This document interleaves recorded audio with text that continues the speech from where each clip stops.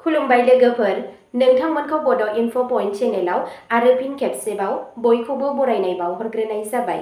आं दिनै नोंथांमोननि सिगाङाव राशि बायदियै दिनैनि सानसेनि फानजामुथिखौ फरायथिनो लादों। आसा खालामो नोंथांमोना भिडिअखौ नायना मोजां मोनगोन।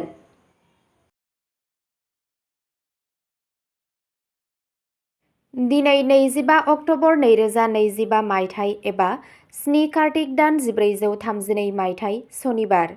गिबियावनो दङ मेष राशि।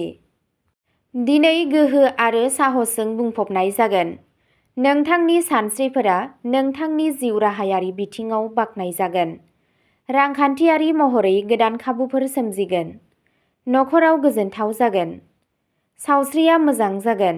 लोगोफोरजों सम हगारनाया गोजोनथाव जागोन। गोदान फालांगि जागायजेननायनि बेयो मोनसे मोजां सम। दिनै नोंथांनि खस्थ'नि सायाव फोथाय। नोंथांनि दिनैनि खाफालगोनां दिगा जादों खोला, खाफालगोनां अनजिमाया जादों 5 आरो खाफालगोनां गाबा जादों गोमो गाब। वृषभ राशि। दिनै नोंथाङा रांखान्थियारि बिथिङाव मुलाम्फा जानो हागौ। खामानि थिलियाव नोंथांनि खस्थ'नि फिथाइया साबसिन जागोन। नखरजों सम थानाया गोजोनथाव जागोन। सावस्रिया मोजां जागोन। नोंथाङा सासे लोगोनिफ्राय हेफाजाब मोनगोन। नोंथांनि हाबाफोरखौ फोथायथिजों मावफुं। दिनै अननाय आरो बुजिनायजों सोमोन्दोखौ गोख्रों खालामनायनि सान। नोंथांनि दिनैनि खाफालगोनां दिगा जादों सा-सोनाब, खाफालगोनां अनजिमाया जादों 9 आरो खाफालगोनां गाबा जादों रेजें निला गाब। मिथुन राशि। दिनै नोंथांनि सानस्रिफोरा रोखा जागोन आरो नोंथाङा फोथायथि थागोन। खामानि थिलियाव जाफुंसारनायनि नेरसोनफोर दं। फालांगियाव मुलाम्फानि खाबुफोर मोनगोन। नखराव गोरोबलायनाय आरो अनलायनाया थागोन। सावस्रिया मोजां जागोन। बे साना गुबैयै फरायसाफोरनि थाखाय मुलाम्फा गोनां। नोंथांनि समाजारि मान-सन्माना बांगोन। नोंथांनि दिनैनि खाफालगोनां दिगा जादों सानजा, खाफालगोनां अनजिमाया जादों 11 आरो खाफालगोनां गाबा जादों अख्रां गोथां गाब। कर्क राशि। दिनैनि साना खस्थ' आरो धैर्यनि फिथाइ मोनगोन। नोंथांनि खामानि मावनायनि आबहावायाव मोजां सोलायनाय फैगोन। रांखान्थियारि हालोदा जौगागोन। नखराव गोजोन आबहावा थागोन। सावस्रिया मोजाङै थागोन नाथाय आराम खालामनांगोन। दावबायनायनि खाबुफोर दं, जाय मुलाम्फा गोनां जागोन। गोदान सोमोन्दोफोरा इयुनाव हेफाजाब होगोन। नोंथांनि दिनैनि खाफालगोनां दिगा जादों सा, खाफालगोनां अनजिमाया जादों 3 आरो खाफालगोनां गाबा जादों गुफुर गाब। सिंह राशि। दिनै नोंथांनि दैदेननाय गोहोआ गोख्रों जागोन। खामानि थिलियाव नोंथांनि खस्थ'खौ सिनायनाय जागोन। रांखान्थियारि बिथिंजों साना मोजां जायो। नखर आरो लोगोफोरनिफ्राय मदद होनाया सोलिबाय थागोन। सावस्रिया मोजां जागोन। सासे गोदान सुबुंखौ लोगो हमज्लायनाया मुलाम्फा गोनां जानो हागौ। दिनै गावजों गाव फोथायनाया नोंनि देरसिन गोहो जागोन। नोंथांनि दिनैनि खाफालगोनां दिगा जादों सा-सानजा, खाफालगोनां अनजिमाया जादों 7 आरो खाफालगोनां गाबा जादों गोमो खमला गाब। कन्या राशि। दिनै नोंनि खामानियाव दावगागोन। नोंथाङा नोंथांनि खामानि थिलियाव गोदान बिबानफोर मोननो हागौ। रांखान्थियारि मुलाम्फा जानो हागौ। नखरजों गोरोबलायनानै थागोन। सावस्रिया मोजां जागोन। फरायसाफोरा फरायनायाव जाफुंसार जागोन। दिनै गोदान रां थिसननायनिफ्राय मोजां मुलाम्फा जानायनि जाथावना दं। नोंथांनि दिनैनि खाफालगोनां दिगा जादों खोला-सोनाब, खाफालगोनां अनजिमाया जादों 12 आरो खाफालगोनां गाबा जादों रेजें गोथां गाब। तुला राशि।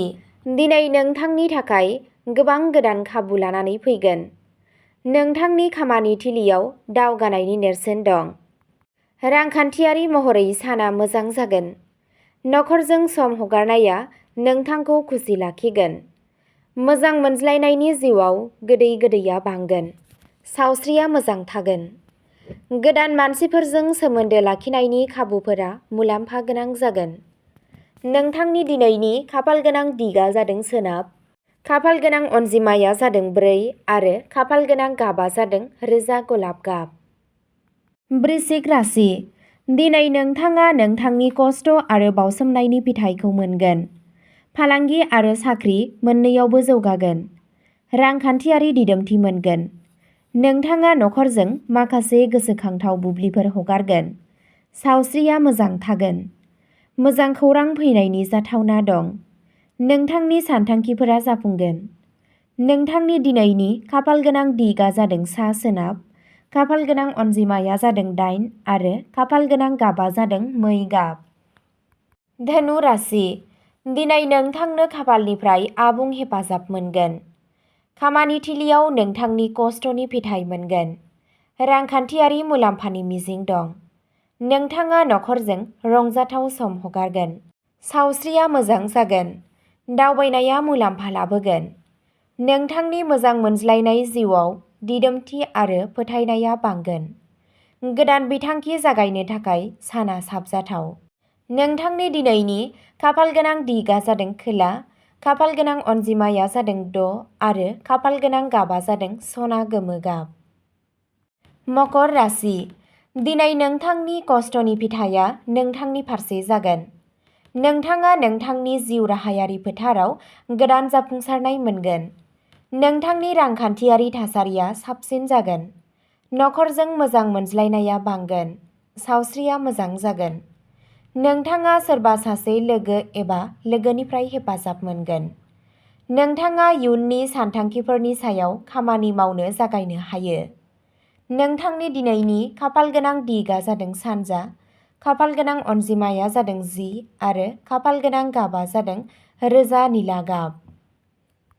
कुम्भ राशि दिनै नोंथांनि गोसोआ मोजां जागोन आरो बेयो नोंथांखौ मोनफ्रोमबो बिथिङावनो मुलाम्फा होगोन। खामानि थिलियाव नोंथांनि मान आरो सिनायथिया बांगोन। रांखान्थियारि महरै साना मुलाम्फा गोनां। नखराव गोजोन थागोन। सावस्रिया मोजां जागोन। नोंथांनि सानथांखिफोरा जाफुंगोन। नोंथांनि मोजां मोनज्लायनाय जिउआव थुलुंगाखांनाया बांगोन। नोंथांनि दिनैनि खाफालगोनां दिगआ जादों साहा। खाफालगोनां अनजिमाया जादों 11 आरो खाफालगोनां गाबआ जादों निला गाब। मीन राशि दिनैनि साना नोंथांनि थाखाय खाफालगोनां जागोन। नोंथाङा नोंथांनि खामानियाव जाफुंसार जागोन आरो गोदान खाबु मोनगोन। रांखान्थियारि महरै मुलाम्फा जागोन। नखरनि आबहावाया रंजानाय आरो अननायजों बुंफबनाय जागोन। नोंथांनि सावस्रिया साबसिन जागोन।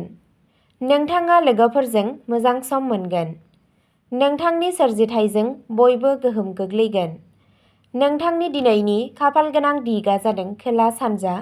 खाफालगोनां अनजिमाया जादों 2 आरो खाफालगोनां गाबआ जादों रुपा गाब। अब्ला दिनैनि भिडिअ'आ बेखिनियावनो जोब्बाय। एसेनोसै, गोजोन्थों।